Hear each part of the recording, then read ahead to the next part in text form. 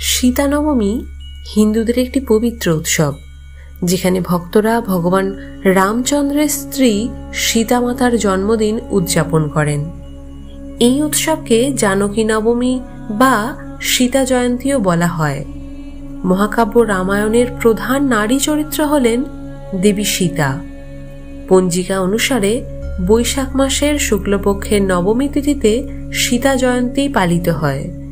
এই বছর অর্থাৎ 2025 সালে সীতা নবমী পালিত হচ্ছে 6ই মে মঙ্গলবার, বাংলার 22শে বৈশাখ 1432 সাল। আমাদের প্রাচীন ধর্মগ্রন্থ অনুসারে রাজা জনক ক্ষেত চাষ করার সময় দেবী সীতাকে পেয়েছিলেন। বিশ্বাস করা হয় তিনি দেবী লক্ষ্মীর অবতার।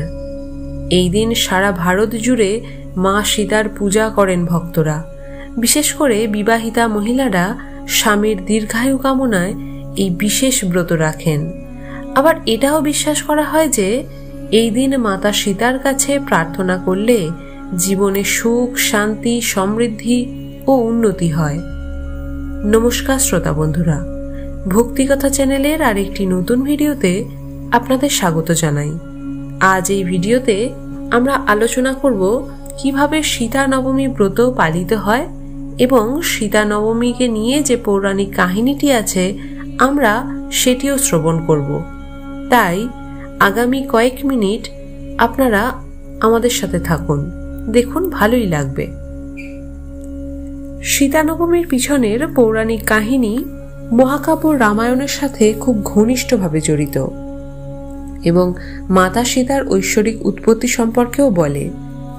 মাতা সীতা অন্যান্য শিশুর মতো স্বাভাবিকভাবে জন্মগ্রহণ করেননি, বরং মিথিলার রাজা জনক তাকে খুঁজে পেয়েছিলেন। গল্পটি শুরু হয় মিথিলা রাজ্যের গুরুত্বপূর্ণ ঘটনাবলী দিয়ে। পৌরাণিক কাহিনী অনুসারে বেশ কয়েক বছর মিথিলা দেশে এক ফোঁটাও বৃষ্টি হয়নি এবং পুরো রাজ্য খরা ও দুর্ভিক্ষের মুখোমুখি হয়েছিল। জমি শুকিয়ে গেছে, ফসল শুকিয়ে গেছে এবং মিথিলার মানুষ তাদের সমস্ত আশা হারিয়ে ফেলছে। রাজা জনক তার প্রজাদের দুঃখ কষ্ট লক্ষ্য করে সেই সময় হতাশ, বিচলিত এবং অত্যন্ত অসহায় হয়ে পড়েন। মিথিলার ক্রমশ অবনতিশীল অবস্থা দেখে ঋষিরা রাজা জনককে সোনার লাঙ্গল ব্যবহার করে নিজেই ক্ষেত চাষ করতে বললেন, যাতে রাজ্যটি দেবতা ইন্দ্রদেবের আশীর্বাদ লাভ করতে পারে। এরপর রাজা জনক জমি চাষ শুরু করেন এবং হঠাৎ তার লাঙ্গলটি একটি বাক্সে আঘাত করে। তিনি বাক্সটি খোলার সাথে সাথেই একটি অলৌকিক ঘটনা ঘটে। মাটি থেকে ঐশ্বরিক আলোয় স্নান করে একটি শিশুকন্যা বেরিয়ে আসে। সেই সময় রাজা জনক কোনো সন্তান ছিল না তার। তিনি সেই মেয়েটিকে দত্তক নিয়েছিলেন এবং তার নাম রেখেছিলেন সীতা। রাজা জনকের কন্যা হিসাবে তাকে জানকী নামেও সম্বোধন করা হতো। এছাড়াও তাকে ভূমিজা এবং মৈথিলী নামেও সম্বোধন করা হতো। মাটি থেকে বেরিয়ে আসার কারণে তাকে ভূমিজা বলা হতো। আরও বলা হয় যে মাতা সীতা মিথিলায় পৌঁছানোর সাথে সাথেই প্রচুর বৃষ্টিপাত শুরু হয় এবং খরা দূর হয়ে যায়। তার জীবন বিভিন্ন পরীক্ষায় পরিপূর্ণ, যেমন রাবণ কর্তৃক অপহরণ এবং ভগবান রামের দ্বারা উদ্ধার। এটি দেখায় যে ধর্মের প্রতি তাঁর বিশ্বাস কতটা নির্ভীক এবং অটল ছিল। এই ছিল মাতা সীতাকে নিয়ে প্রচলিত পৌরাণিক কাহিনী। এবার আমরা সীতা নবমী পুজোর বিধি এবং পালনীয় আচার সম্পর্কে একটু জেনে নেব। এই দিন ব্রতকারী খুব ভোরে ঘুম থেকে উঠে স্নান পর্বাদি সেরে শুদ্ধ বস্ত্র পরবেন। এরপর ঘর পরিষ্কার করে সারা বাড়িতে গঙ্গা জল ছিটিয়ে দিন। তারপর একটি লাল কাপড়ের ওপর ভগবান শ্রী রামচন্দ্র, মাতা সীতা, লক্ষ্মণ এবং হনুমানজির মূর্তি স্থাপন করুন।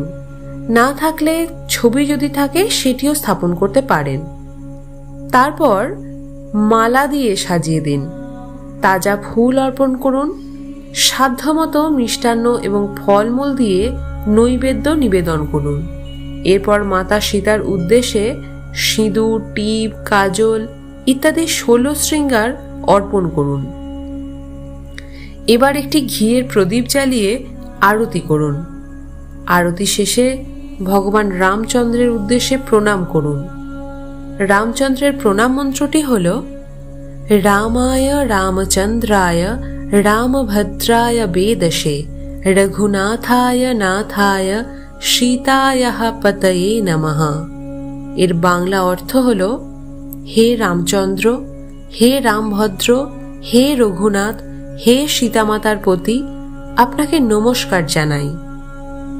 এরপর সীতামাতাকে প্রণাম করুন।